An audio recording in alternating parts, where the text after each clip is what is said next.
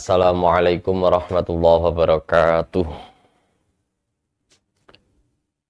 Al-Fatihah. A'udzubillahi minasyaitonirrajim. Bismillahirrahmanirrahim. Alhamdulillahirabbil alamin. Arrahmanirrahim. Maliki yaumiddin. Iyyaka na'budu wa iyyaka nasta'in. Ihdinas shiratal mustaqim. Shiratal ladzina an'amta 'alaihim ghairil maghdubi 'alaihim waladdallin. Amin. A'udzu billahi minasyaitonir rajim. Bismillahirrahmanirrahim. Alhamdulillahirabbil alamin. Wa bihi nasta'inu ala umuri dunya waddin.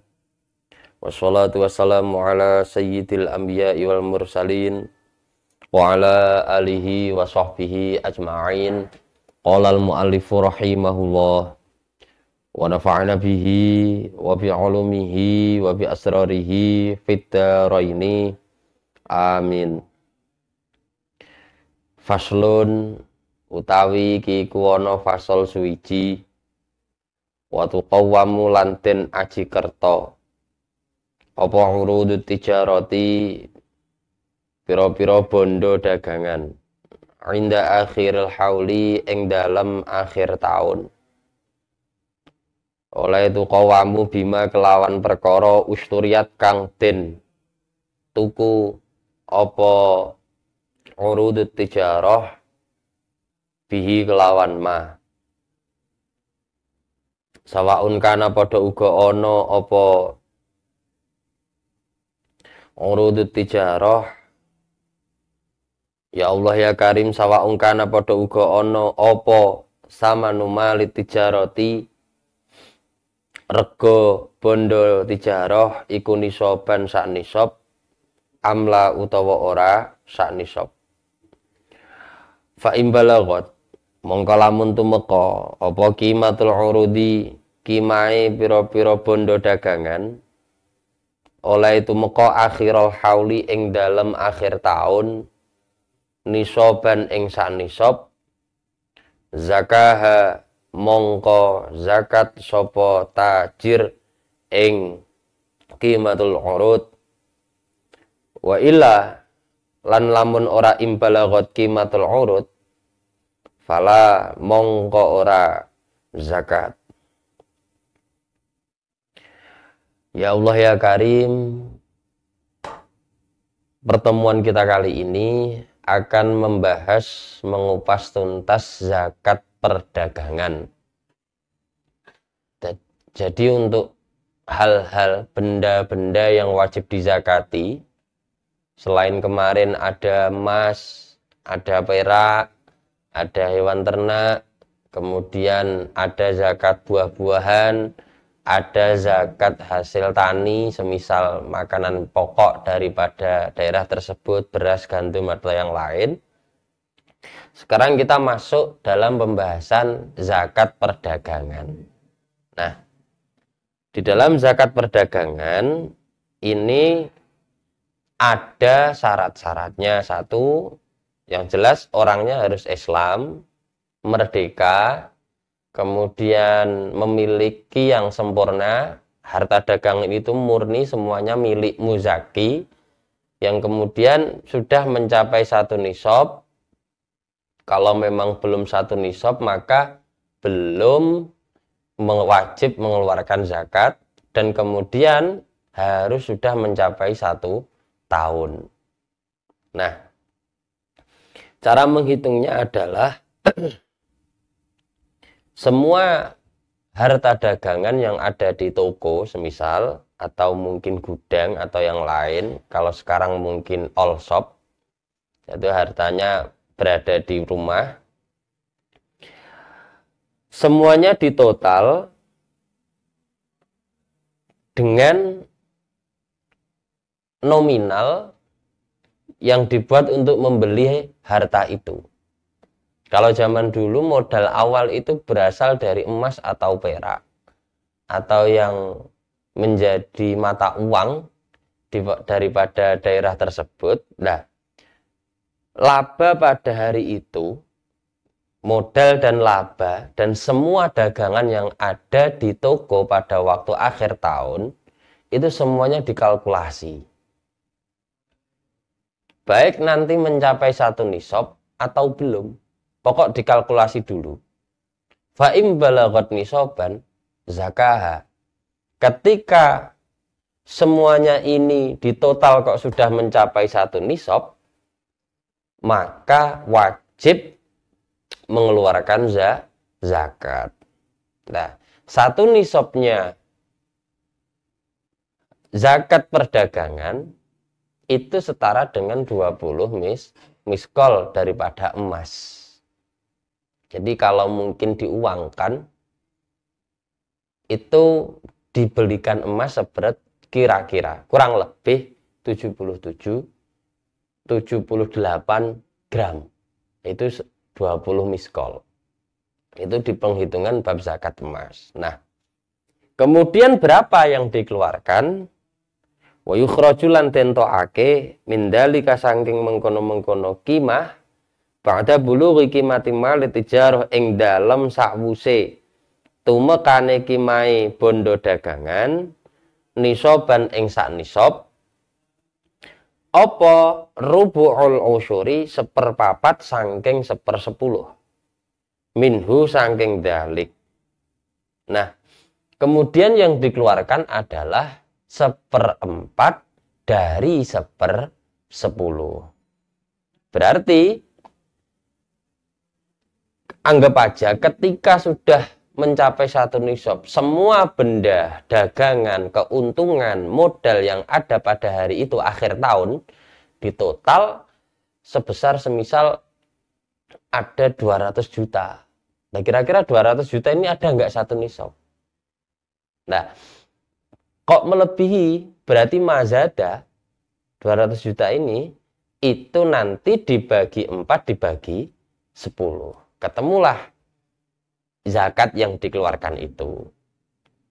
Terus wama utawi perkara ustukhrija kang dentokake apa ma mima'adini dhahabi saking pira-pira pelikane emas wal fiddati lan perak iku yukhraju dentokake minhu saking ma la imbalagha lamun temeka apa ma nisaban ing sak nisab la yukhraju rubu usyuri 1/4 1/10 fil hali ing dalem sak nalika ingkana lamun ana sapa al mustakhriju wong kang ngetokake iku min ahli wujubi zakati saking ahline wajibe zakat. Ya wal ma'adinu utawi lafat ma'adin iku jam'u ma'danin, jama'i lafat ma'danin bi fathi dalihi halih tetep menganggoni kelawan dale ma'dan. Wa kasriha lan kasroe ma'din. Jadi iso ma'dan iso ma'din. Jadi kullun sahih wa kullun muhtamil. Kemudian setiap sesuatu yang keluar dari tambang emas atau perak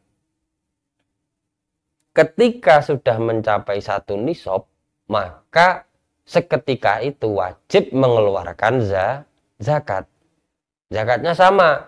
Kalau emas ya 20 miskol, kalau perak 200 dirham. Zakat yang dikeluarkan adalah 1/4 daripada 1/10. Lah, bedanya dengan emas atau perak yang kita simpan, di mana penyimpanan ini ditujukan untuk sebuah perkembangan, untuk kita kembangkan lagi, maka kalau dalam kasus ma'dan, ini tidak menunggu 1 tahun. Alias ketika kita menemukan seketika itu kok ditimbang sudah mencapai 20 miskol, maka wajib mengeluarkan zakat seberat 1/4 dari 1/10. Gitu. Nah, tapi dengan syarat orang yang menemukan ini adalah orang yang wajib mengeluarkan zakat atau ahli dalam mengeluarkan zakat.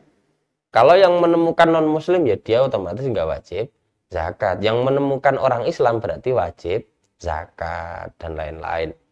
Kemudian yang dinamakan dengan ma'dan, ismun utawi ma'dan iku jeneng limakanin kaduwe panggonan khalaqa kang nitahake sapa Allahu Allah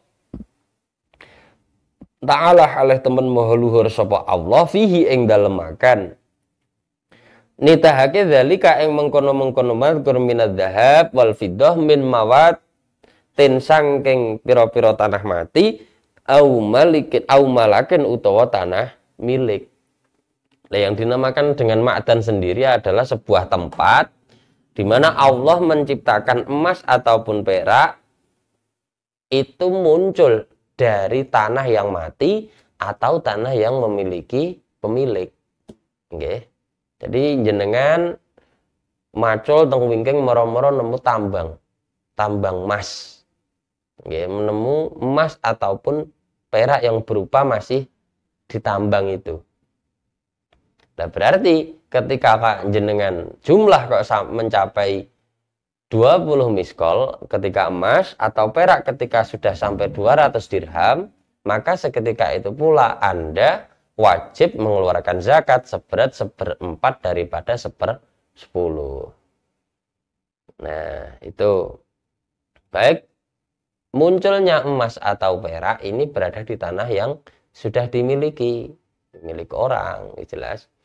Ya Allah ya Karim, wama utawi barang yujadu kang den temu apa ma minar rikazi sangking bondo rikas. Sekarang kita membahas ketika emas atau perak ini muncul atau berupa harta tinggalan daripada kaum jahiliyah. Wahuwa utawi rikas iku dafinul jahiliyah, bondo pendemane kaum jahiliyah. Wahia utawi jahiliyah yang disebut dengan jahiliyah iku al-halatu tingkah allati kanat kang ono iku alaiya ing atase jahiliyah sapa al-arabu wong Arab qoblal islami ing dalem sadurunge wong Islam qoblal islam ing dalem sadurunge agama Islam minal jahli bayane saking bodho billahi kelawan Allah wa rasulihi lan utusane Allah wa syara'i'il islami lan pira-pira syariate Islam. Sekarang yang dinamakan dengan rikas sendiri adalah harta tinggalan orang-orang jahiliyah. Nah, siapakah orang-orang jahiliyah? Jadi dulu sebelum orang Arab itu mengenal Islam, mereka bodoh dengan Allah, bodoh dengan Rasul. Ini disebut kaum jahiliyah. Nah, berkat lahirnya Kanjeng Nabi Muhammad SAW sampai sekarang jahiliyah sudah hilang, digantikan agama rahmatan lil alamin yang berupa agama Islam. Kita bahkan sampai Indonesia ini kita tidak bodoh dengan Allah, tidak bodoh dengan Rasul, bahkan kita sekarang bisa iman, bisa Islam sebab Rasulullah Shallallahu Alaihi Wasallam melalui para pewarisnya, al ulama dan para guru Islam bisa sampai Indonesia. Nah, ini sudah hilang yang namanya zaman jahiliyah. Jadi sebab barokahnya Kanjeng Nabi dan para aulia, para guru dan lain-lain. Ini Islam bisa sampai sekarang dan alhamdulillah kita tidak sampai menjadi kaum jahiliyah. Nah, mereka kebiasaan kalau orang dulu itu kaum jahiliyah biasanya dengan menyimpan hartanya itu dengan cara dikubur di dalam tanah. Nah, kegerus zaman semakin maju, hartanya masih utuh. Nah, itu ada zakatnya ketika memang yang disimpan berupa emas atau perak. Fafihi mongko iku ing dalem ma yujadu air rikazi tegese rikas iku al khumusu utawi zakat utawi zakat 1/5. Wa yusrafu lan den ngoake apa khumus masrafa zakati ing dalem panggonane ing dalem nggon paprentahane zakat. Alal masyhuri ing atase kaul masyhur. Nah, beda dengan emas atau perak dari ma'dan tadi, atau emas atau perak dari harta yang yang kita simpan. Kalau ini zakatnya 1/5. 1/5 ini menurut qaul masyhur itu nanti diberikan kepada mustahik zakat, orang-orang yang berhak menerima zakat yang berjumlah 8 asnaf. Mulai dari fakir, miskin, ibnu sabil, dan lain-lain. Itu secara masrafah zakat maksudnya di situ. Orang yang berhak menerima zakat menurut qaul masyhur. Tapi wa muqabiluhu utawi qaul kang bandingi ing masyhur iku annahu sak temene khumus iku yusrafu den engokake apa khumus ila ahlil khumusi maring ahline maring ahli ne 1/5 al-malkurina kang den tutur apa khumus fi ayatil fai'i ing dalam ayat fa. Ayate wa ma afa Allahu ala rasulihi min ahlil qura falillahi walir rasuli walidil qurba wal yatama wal masakin wa ibnis sabil kaila yakuna daulatan bainal aghniya kaila yakuna dulatan bainal aghniya minkum wa ma atakumur rasulu fakhudhuhu wa ma nahakum fantahu wattaqullaha innallaha syadidul iqab. Jadi menurut muqabil masyhur qaul lain khumus dari zakat rikas, dari harta rikas nanti diberikan kepada orang-orang ahlil khumus. Ada 5. Pertama Rasul, Kanjeng Nabi mendapatkan khumus dari ghanimah itu. Kemudian lidil qurba, wal yatama, orang-orang yatim. Kemudian orang-orang miskin, yang terakhir ibnu sabil, prajurit perang. Nah itu menurut qaul muqabilul masyhur, ketika kita menemukan harta rikas tinggalan orang jahiliyah yang berupa emas atau perak, itu nanti diberikan kepada 5 orang itu. Tapi menurut qaul masyhur, bisa saja harta rikas yang kita temukan tadi kok mencapai 1 nisab, maka zakatnya yang berupa 1/5 itu nanti kita berikan kepada mustahiquz zakah yang 8 asnaf, itu sudah mencukupi. Untuk pertemuan selanjutnya, faslun wa tajibu zakatul fitri, kewajiban kita untuk mengeluarkan zakat fitrah akan kita bahas di pertemuan selanjutnya. Ilahuna wallahu a'lam bishawab. Semoga bermanfaat. Assalamualaikum warahmatullahi wabarakatuh.